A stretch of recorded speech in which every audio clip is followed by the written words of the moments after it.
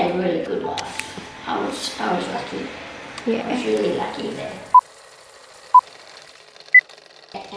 In that era, I was pulled out of school when I was 15 because my grandmother needed somebody like a companion in Sydney, so I was the lucky one. And so of course I didn't finish my education, which was a bit sad because I was doing quite well at school. So, but that was the times, you know. Girls grew up, got married, and had children. You didn't have to worry about getting jobs or.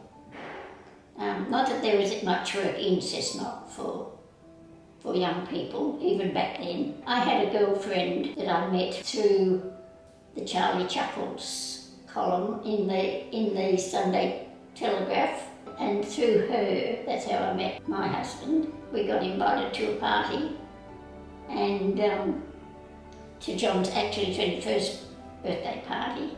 When we were going home, they were taking us home in John's ute, and Pat said to me, "Let me sit here, John," on the way home, and I said to her, "First in, first served." And that's how I met John. And how old were you? How old was I? 18. Oh, yeah. 18. I've been to, well, most of Australia I've been. The only place we didn't go to was the northwest of Western Australia.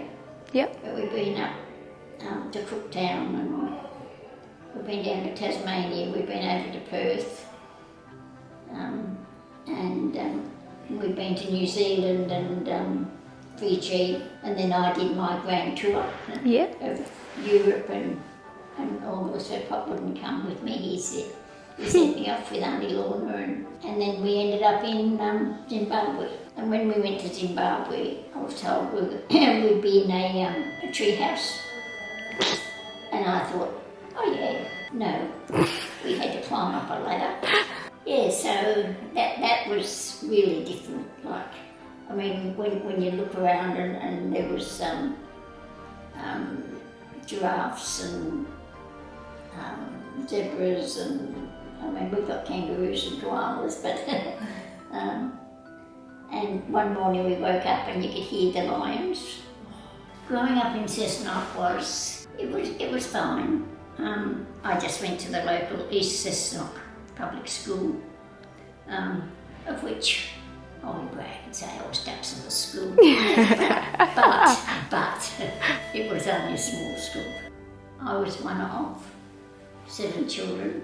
I was the 5th child, and there were twins born after me. And then my father left us. When Mum had the twins, my father walked out on us. So we all moved over to Grandma's, and I look at the house now, and it is so tiny. How did we all fit in there? Because there was Mum, and she had the twin babies, and the other 5 children. Stuart, one of my brothers, I think he went to live with Nana. The rest of us were there. Plus, there was Grandma, Granddad, and my Uncle Jim.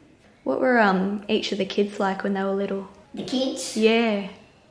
All the kids were so different. So different. Which one was the naughtiest, or the one that ran amok the most? Your mum. Good. No, she was quite bright at school too. Yeah. She could have done anything she wanted, but a lot of times, to me, she just didn't have enough confidence in herself. She probably won't like me saying this, but she really could have even, like, I took her for a little while to dancing. The kids, I didn't get to do a lot because having 4 children and not driving at that time. Yeah. But I took them to dancing and what have you, and she could do that Scottish dancing and no trouble. Yeah. I would take her to sport. She hated that. She hated She did not like. Why didn't you just leave me at home? She said, I was happy with my book then. But we thought we were doing the right thing, you know, making her have some exercise. And if I'd had my time over, that's exactly what I'd let her do. Just, she was interested in reading and just wasn't interested in sport. Where Jan, on the other hand, loved her sport. And we used to get up at some ungodly hour and take her down to Moore Park to play softball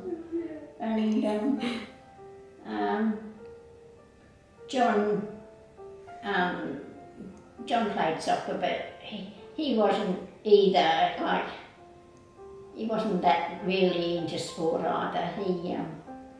He used to go. He used to go and he used to play.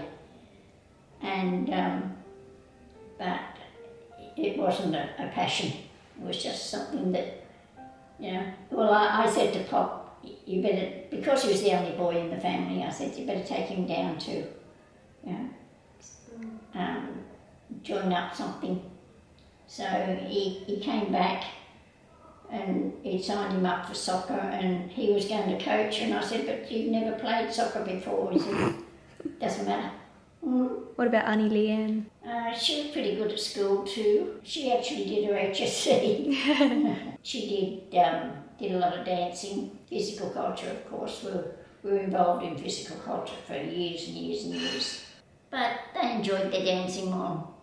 Well, especially Leanne.